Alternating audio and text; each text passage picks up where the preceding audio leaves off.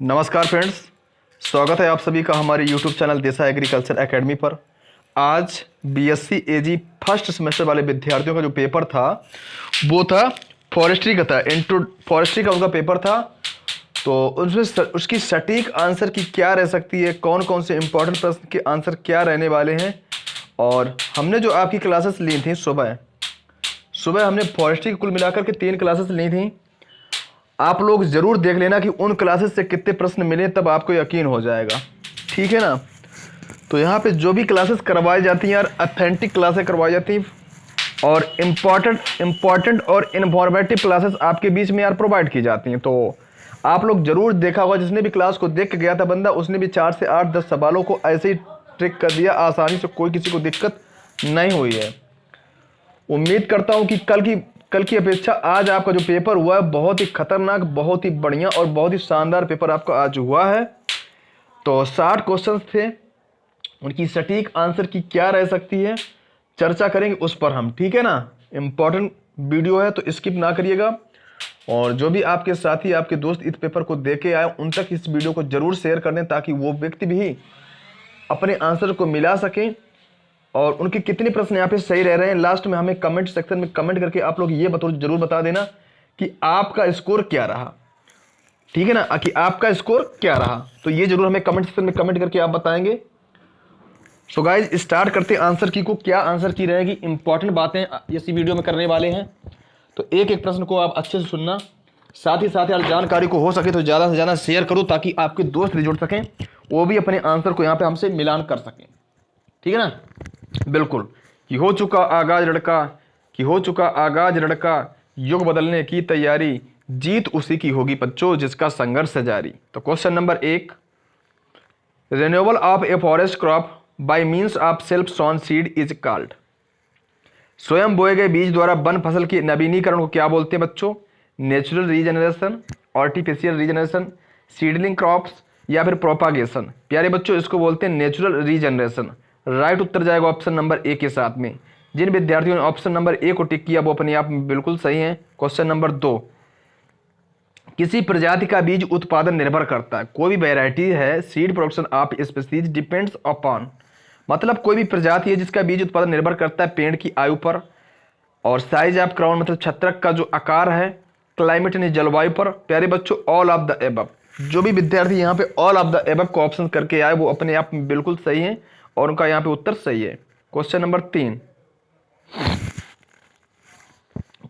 3 कि बीजों का जमाव निम्नलिखित आंतरिक कारकों पर निर्भर करता है। The seed generation depends upon the following internal factor. जो सीड जनरेशन है वो डिपेंड्स करता है कि इंटरनल फैक्टर पे। तो permeability to water, development of embryo, size of seed and viability, all of the above. तो सही उत्तर हो जाएगा ऑप्शन नंबर डी, यानी ऑल ऑफ द एबव। तो यहाँ पे ऑल ऑफ द एबव जिनने किया है उनका यहाँ पे उत्तर बिल्कुल सही है। Question number next, mycorrhiza is a symbiotic association between. जो माइकोराइजा एक प्रकार की कवक होती है जो कि नाइट्रोजन की फिक्सिंग में सिम्बायोटिक की भूमिका निभाती है, किन किन के बीच में काम करती है? तो कवक और उनकी बीच में जो हायर प्लांट्स की रूट्स होती हैं उनके बीच में यह काम करती है। तो fungi and roots of higher plant, इस प्रश्न का राइट उत्तर है option number B. B will be right answer. Question number 5, Juglans regia के बीज मुख्यतः बिखरते हैं। The seed of Juglans regia are mainly dispersed by. जो जगलंस रीजिया होती है इसके सीड मैनली डिस्पर्स करते हैं। बताओ भाई 5 नंबर। देखो यहाँ पे बात की जाए पक्षी, जिसको बोलते हैं चिड़िया, ये नहीं होगा। गुरुत्वाकर्षण यहाँ पे हो सकता है, but I am not confirm this question. मैं इस क्वेश्चन पे कन्फर्म नहीं हूँ। ये क्वेश्चन हमें डाउट में है। आप लोग इसका आंसर हमें कमेंट सेक्शन में जरूर बताएंगे। हमारे हिसाब से जो है यार ग्रेविटी होना चाहिए, बट आप देख लेना। ठीक है ना। चलो question number 6, which of the following is not related to extension forestry. प्यारे बच्चों, 4 ऑप्शन में जो एक बात है वो एक्सटेंशन फॉरेस्ट्री से रिलेटेड कोरिलेट नहीं करती है। मतलब प्लांटेशन ऑफ रेलवे लाइन, ये तो बात सही है।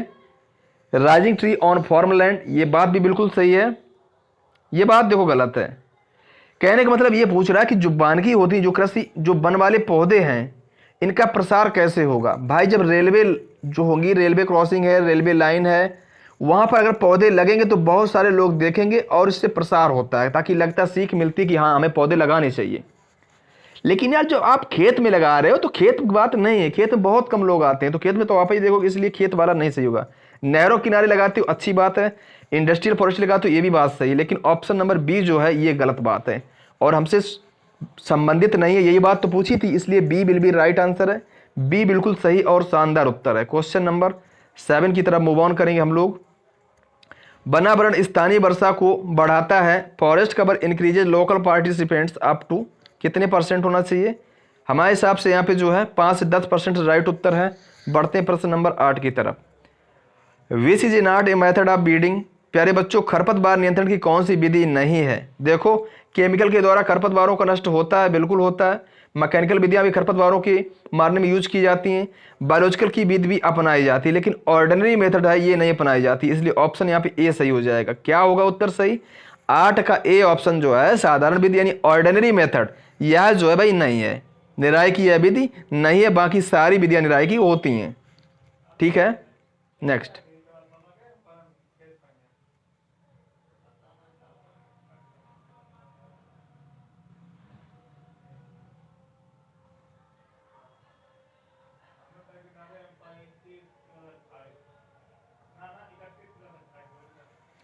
इस क्वेश्चन में थोड़ा सा डाउट लग रहा है मुझे, या तो ये सामान्य विधि होनी चाहिए या फिर मैकेनिकल मेथड होना चाहिए, बस ये यही दो मेथड में कोई एक आंसर होगा, तो आप लोग देख सकते हो कि आप क्या टिक किए हो। चलो भाई नेक्स्ट देख लेते हैं। टेंडिंग ऑपरेशन कंसिस्ट ऑफ, जो टेंडिंग ऑपरेशन होता है वो किसको कंसिस्ट करता है? Thinning, creepers, cutting, pruning, all of the above. प्यारे बच्चों जिसने ऑल ऑफ द एबव किया है वो बिल्कुल सही है, ऑल ऑफ द एबव इसका राइट आंसर है। नेक्स्ट।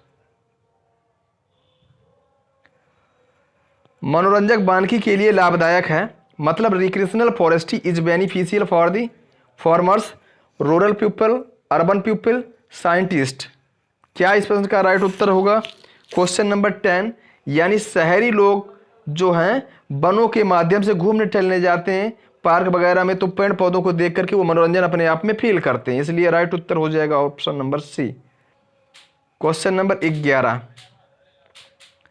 स्थानांतरित खेती को ओडिशा तथा आंध्र प्रदेश में किस नाम से जानते हैं? इसको कुमारी, पोर्दू, झूम, ऑल ऑफ द एबव, मतलब इन सभी नामों से जानते हैं शिफ्टिंग कल्टीवेशन को, तो ऑप्शन नंबर डी जो भी करके आए बिल्कुल सही है। क्वेश्चन नंबर 12, तारपीन का तेल किस पेड़ की प्रजाति से प्राप्त होता है? प्यारे बच्चों तारपीन का जो तेल है ये चीड़ से प्राप्त होता है और चीड़ का वैज्ञानिक नाम क्या है? फाइनस रॉक्सबर्गाई, इसलिए ऑप्शन नंबर ए जो करके आए उनका यहाँ पे उत्तर सही है। नेक्स्ट।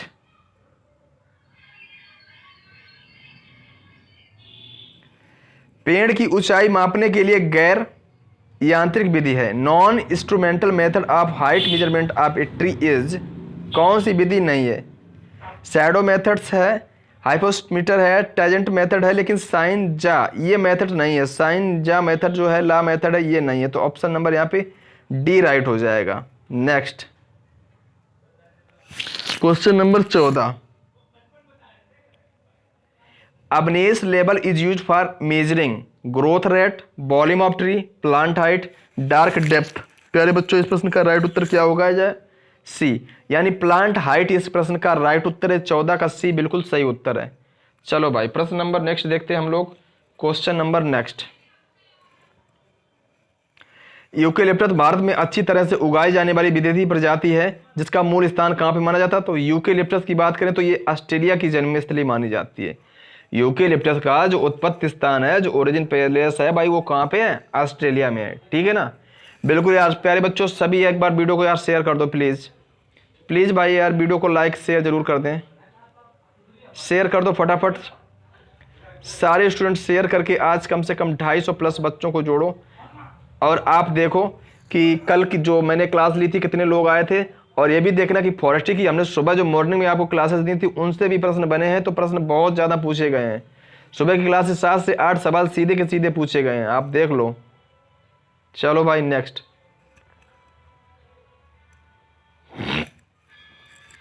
एक पेड़ के व्यास को किसके द्वारा मापते हैं? Diameter of a tree can be measured by Haga altimeter, Abney's level, clinometer और फ्लरी कैलिपर्स। बताओ भाई 16 में क्या से होगा? क्लिनोमीटर यहाँ पे सही होना चाहिए। बाकी आपको इस प्रश्न का क्या उत्तर लगता है आप भी बता सकते हो। शायद कुछ बच्चे कैलिपर्स को मार के आए होंगे, तो देख सकते हो आप लोग। हमारे हिसाब से सी उत्तर इस प्रश्न का राइट होगा, बाकी आप लोग भी देख सकते हो, कोई दिक्कत है नहीं। वनों के वास्तविक उत्पाद हैं। Tangible product of the forest are timber, bark, flower, all of the above. तो वनों के जो वास्तविक उत्पाद हैं ये सभी होते हैं। 17 का डी बिल्कुल सही है। Next 18 number, national forest policy was revised in the year. जो नेशनल फॉरेस्ट पॉलिसी है वो किस ईयर में रिवाइज की जाती है? 1980, 1988, 1984 या फिर 2004। प्यारे बच्चों क्या उत्तर इस प्रश्न का सही होगा? राइट उत्तर जाएगा ऑप्शन नंबर बी यानी 1988, यानी 18 का बी बिल्कुल सही उत्तर है। बढ़ते हैं प्रश्न नंबर 19 की तरफ। 19 नंबर क्वेश्चन देखें हम लोग क्या है। विश्व वन्य जीव प्राणी सप्ताह मनाया जाता है। सुबह जो हमने क्लास कराई थी ये वाला प्रश्न हमने पढ़ाया था कि विश्व वन्य जीव प्राणी सप्ताह कब मनाया जाता है, कब से कब तक? तो प्यारे बच्चों कब से कब तक मनाया जाता है? 19 का सी यानी 1 से 7 अक्टूबर। जबकि वन महोत्सव 1 से 7 जुलाई को मनाया जाता है। लेकिन हमसे पूछा क्या है? विश्व वन्यजीव प्राणी सप्ताह की बात कर रहा है, इसलिए 1 से 7 अक्टूबर जो भी यहाँ पे करके आए उनका बिल्कुल उत्तर सही है। तो क्वेश्चन नंबर 20, पशुओं के माध्यम से बीजों का प्रकीर्णन किस प्रजाति में होता है? Seed dispersal through animals occur in species of. किस में होता है बताओ? क्वेश्चन नंबर 20 का सही उत्तर क्या होगा बच्चों? 20 का क्या सही उत्तर होगा? 20 का यहाँ पे होगा ऑप्शन नंबर जूलीफ्लोरा, प्रोसिपिस जूलीफ्लोरा यहाँ पे राइट उत्तर होगा। बढ़ते हैं प्रश्न नंबर नेक्स्ट की तरफ। एक पेड़ के मुख्य तने को क्या बोलते हैं? कोई पेड़ का एक मुख्य तना उसको क्या बोलते हैं? लॉग, रॉफ्ट, ट्रंक और बोल। बताओ भाई क्या बोलते हैं? 21 नंबर आपके सामने है, इसको क्या बोलते हैं? एक पेड़ के मुख्य तने को क्या बोलते हैं? हमारे हिसाब से इसको लॉग बोलना चाहिए, लॉग। देख लेना आप लोग इस प्रश्न का राइट उत्तर क्या रह सकता है बच्चों। स्तन ऊंचाई पर 2 से 4 इंच वाले जो व्यास के छोटे छोटे पेड़ होते हैं उनको क्या बोलते हैं? उसको बोलते हैं बाल वृक्ष यानी सैपलिंग बोलते हैं, ठीक है ना, sapling.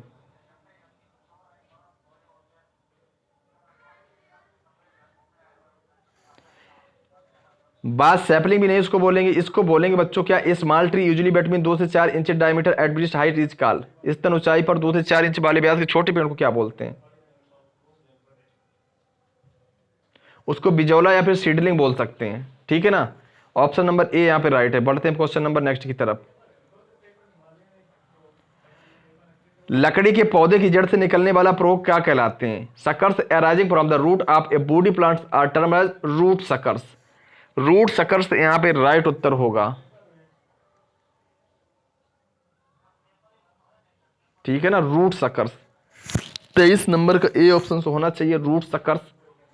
Suckers arising from the root of a woody plants are termed as wood suckers नहीं होंगे, मूल प्रवाह होंगे, ठीक है। चलो भाई next. Forms calipers is used for measuring. क्या मेजरिंग करने के लिए फॉर्म्स कैलिपर्स का यूज करते हैं? 24 का बी यानी डायमीटर ऑफ ट्री। पेड़ का व्यास मेजर करने के लिए अपन लोग फॉर्म्स कैलिपर्स का यूज करते हैं। Next, world biodiversity day is celebrated on. कब सेलिब्रेट करते हैं? 22 मई। ये प्रश्न भी मैंने सुबह वाली क्लास में आपको पढ़ाया था, जो मॉर्निंग क्लास ली थी, मॉर्निंग में ये वाला प्रश्न हमने पढ़ाया था। जो भी बच्चों ने क्लास ली वो इस प्रश्न का राइट उत्तर करके आए होंगे। In India diameter of breast height is measured at the height of 1.00 meter, 1.37 meter, 1.47 meter, 1.57 meter. 26 का जिस विद्यार्थी ने ऑप्शन नंबर बी को टिक किया वो अपने आप में बिल्कुल सही है। Question number 27, multipurpose tree gives us food and powder, food and fruits, food fodder and fuel woods और food fodder fruits and fuel woods. Right answer जाएगा ऑप्शन नंबर डी के साथ में। बढ़ते हैं क्वेश्चन नंबर 28 की तरफ। अगर यार वीडियो अच्छी लग रही है प्लीज, और हाँ 8:20 पर क्या समझे बच्चों, 8:20 पर 8:20 पर जो आपका कल एनिमल हस्बेंड्री का पेपर होगा तो उसके टॉप 60 क्वेश्चन की क्लास 8:20 पर आज अभी कुछ समय बाद चालू हो जाएगी। अभी 8:20 पर अभी 8:20 पर आपकी एनिमल हस्बेंड्री की टॉप शॉर्ट क्वेश्चन की खतरनाक सीरीज स्टार्ट हो जाएगी। तो ये क्लास लेने के बाद आप लोग उस क्लास में तुरंत पहुंचिएगा, ठीक है ना। बिल्कुल। चलो भाई, क्वेश्चन नंबर हम लोग नेक्स्ट देखेंगे 28।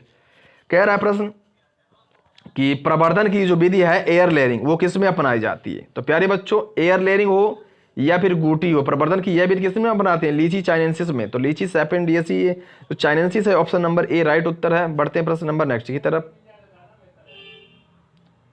प्रश्न है कि tree with crowns extending above the general level of the crown canopy and receiving full light from the above and partly from the side are called dominant crown. जो भी B option करके आया बिल्कुल सही है। नेक्स्ट,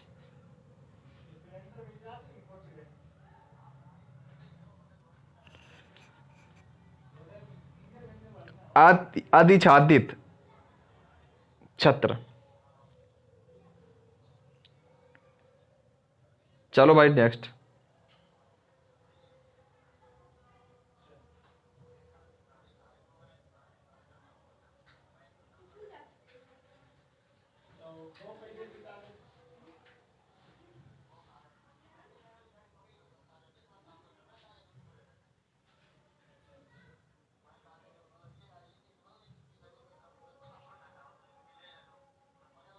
यहां पे जो ऑप्शन सही होगा गाइज, डी ऑप्शन होना चाहिए, ठीक है ना, डी ऑप्शन होना चाहिए।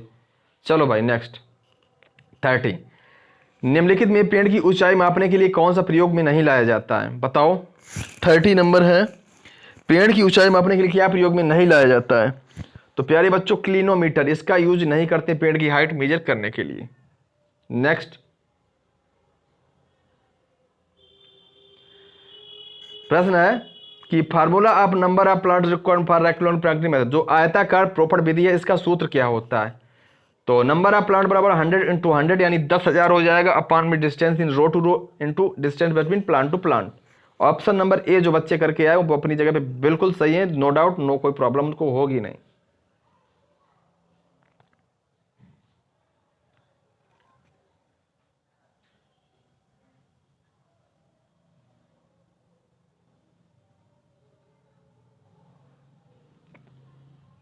या फिर देखो, ये नहीं सही चलेगा, ये नहीं चलेगा, ये भी कर दो, ये सही है, बी ऑप्शन राइट है, बी ऑप्शन से यार राइट है, ठीक है ना। 10,000 अपॉन में स्क्वायर प्लांटिंग डिस्टेंस, जो भी होगी, जो दूरी होगी, जो अंतरण होगा प्लांट का डिस्टेंस का वो वर्ग मीटर में होगा, और ऊपर का जो एरिया वो भी वर्ग मीटर में। 10,000 बटे रोपण दूरी का वर्ग, यानी बी ऑप्शन से राइट है, नो डाउट, बी ऑप्शन से यहाँ पे बिल्कुल सही उत्तर है, ठीक है ना। चलो भाई, बढ़िया बात है, सभी लोग क्लास को शेयर करते रहिएगा। 32, वन्य जीव संरक्षण अधिनियम वर्ष में पारित किया गया था, मतलब वाइल्ड लाइफ प्रोटेक्शन एक्ट बाद पास्ड इन द ईयर, कब पास हुआ था। 32 का बी ऑप्शन से राइट है, यानी 1980 में। 1980 इस प्रश्न का राइट उत्तर है। Next 33 number, forest protection act बाद पास्ड इन द ईयर, जो फॉरेस्ट प्रोटेक्शन एक्ट है ये कब पास हुआ था। तो प्यारे बच्चों, ये भी 1980 में पास हुआ था। कब हुआ था, 1980 में। Question number next, hedge row intercropping is also called as, जो हेज रो इंटरक्रॉपिंग होती है इसको किस नाम से जानते हैं। इसको बच्चों जानते हैं एली क्रॉपिंग के नाम से जानते हैं। क्या है कि एली क्रॉपिंग, यहाँ पे राइट उत्तर है। बढ़ते हैं प्रश्न नंबर नेक्स्ट की तरफ। कृषि फसलों के साथ पेड़ उगाना क्या कहलाता है। कृषि फसलों के साथ में अगर पेड़ उगा ले उसको क्या बोलते हैं, उसको बोलते हैं एग्री सिल्वीकल्चर सिस्टम, यानी ऑप्शन नंबर यहाँ पे बी राइट है। ऑप्शन नंबर बी बिल्कुल सही है। 8:20 आज शाम 8 बजे, आज शाम 8:20 पर आप लोग जुड़ना न भूलें। एनिमल हस्बेंड्री की शानदार क्लास होगी, एनिमल हस्बेंड्री की शानदार क्लास होगी, और उस पेपर से भी आपके बहुत प्रश्न सीधे परीक्षा में पूछे जाएंगे। तो आप लोग उस क्लास को ज्वाइन करना बिल्कुल न भूलें। आज शाम 8:20 पर और एनिमल हस्बेंड्री क्लास होगी, ठीक है ना। इस क्लास के जस्ट बाद टोंग्या इज एक किस भाषा का शब्द है। पहली बार टोंगिया बीज से खेती कहाँ पे होती है, म्यांमार में होती है। इसको बर्मा बोलते हैं, तो बर्मा से बन गया बर्मीज, यानी बर्मी शब्द है। टोंगिया किस भाषा का शब्द है, बर्मी शब्द है, ठीक है। Next, the home garden is widely practised in, जो होम गार्डन है ये प्रैक्टिस मुख्य रूप से कहाँ पे की जाती है, रेगिस्तान क्षेत्रों में, लो रेनफॉल एरिया में, high rainfall area, temperate area में। होम गार्डनिंग कहाँ पे ज़्यादा से ज़्यादा अपनाई जाती है, तो ये अपनाई जाती है कहाँ पे बताओ भाई, गृह वाटिका, किचन गार्डन ज़्यादा से ज़्यादा कहाँ अपनाई जाती है, बताएं आप लोग। कम वर्षा वाले क्षेत्र जो लो रेनफॉल एरिया होते हैं वहां पे इसको अडॉप्ट किया जाता है। नेक्स्ट, चिपको आंदोलन का मुख्य उद्देश्य क्या था भाई? चिपको आंदोलन से संबंधित व्यक्ति की बात की जाए तो कौन थे? तो अपने थे सुंदरलाल बहुगुणा, लेकिन इसका मुख्य उद्देश्य था फॉरेस्ट को कंजर्वेशन करना, मतलब फॉरेस्ट कंजर्वेशन, यानी ए ऑप्शन से यहाँ पे राइट है, राइट उत्तर जाएगा ऑप्शन नंबर ए, यानी फॉरेस्ट कंजर्वेशन। ठीक है भाई। क्वेश्चन नेक्स्ट, टोंगिया पद्धति की उत्पत्ति हुई थी, taungya system was originated in, taungya विधि कहाँ पे लागू हुई थी, कहाँ से उत्पत्ति हुई थी इसकी? तो म्यांमार यानी बर्मा से हुई थी। ऑप्शन नंबर डी यहाँ पे बिल्कुल सही उत्तर है। बढ़ते हैं क्वेश्चन नंबर 40 की तरफ। Wind break and central break are used for reducing, किसको रिड्यूस करने के लिए विंड ब्रेक और सेंट्रल ब्रेक का यूज किया जाता है? Temperature, wind velocity, crop yield, precipitation. वायु के वेग को कम करने के लिए इनका यूज किया जाता है विंड ब्रेक्स का। तो ऑप्शन नंबर बी राइट है। बढ़ते प्रश्न नंबर नेक्स्ट की तरफ। 41 हमारे सामने प्रश्न है 41। लट्टे के आयतन गणना का सूत्र है, formula of calculating volume of A log is, क्या इसका उत्तर सही होगा? 41 का सी ऑप्शन से राइट है, यानी pi r square h, pi r square h बिल्कुल सही उत्तर है। Question number 42, the product of form factor and total height of tree is, the product of form factor and total height of tree is, क्या बोलते हैं इस process को? 42 का ए ऑप्शन से राइट, यानी ट्री हाइट बोल देंगे। The product of form factor total height of tree is tree height. Next,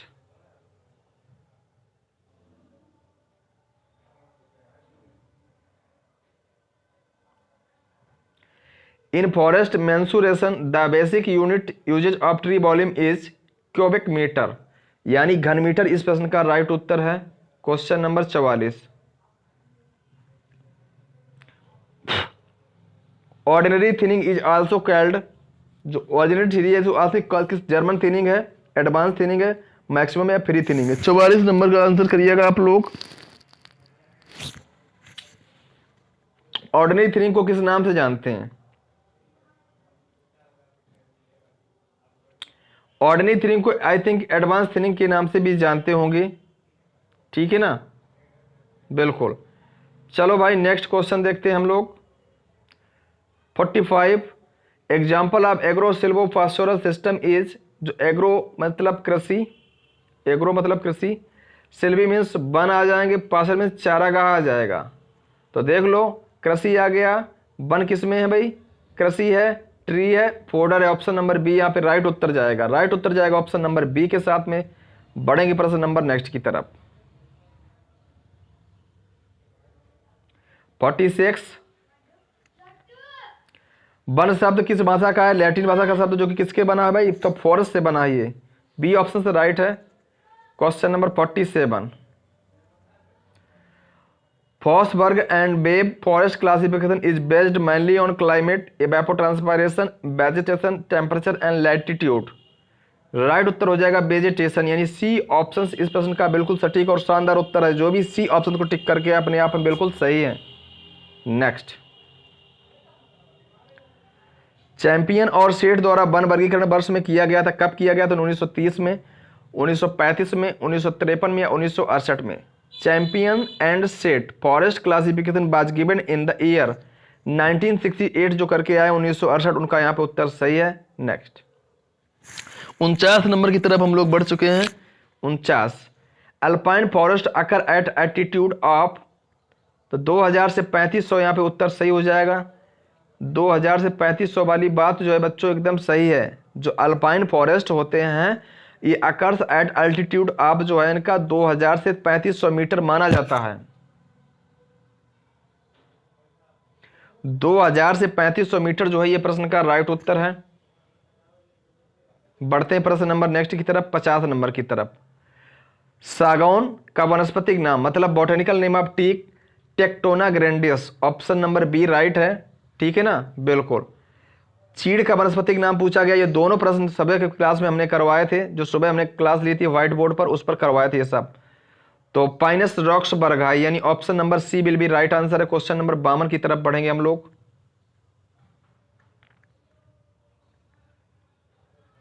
tropical thorn forest grows very well in area receiving rainfall about 0 से 400 मीटर, 300 से 500, 400 से 500, 1000 से 1500 मीटर। 52 नंबर का right उत्तर क्या होगा बच्चों? 52 का बी, यानी 300 से 500 मीटर वाली ये बात अपने आप में सही है। Next, sub alpine forest are found in, जो सब अल्पाइन फॉरेस्ट होते हैं कहाँ पे फाउंड हैं ये?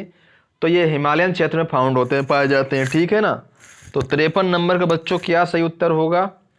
53 नंबर का क्या उत्तर सही होगा? ए। बढ़ते हैं प्रश्न नंबर नेक्स्ट की तरफ।